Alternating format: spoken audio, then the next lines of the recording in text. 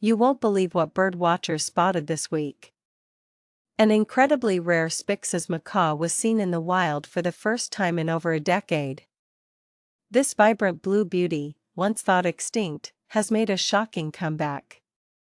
But here's what happens next. Just days later, a secretive ivory-billed woodpecker was filmed in an untouched swamp, igniting debates about its survival. And don't miss the hidden gem, a flock of stunning Wilson's phalaropes, spinning on a remote lake, turning heads. These extraordinary sightings remind us how nature still holds surprises. Just imagine the excitement in the birding community.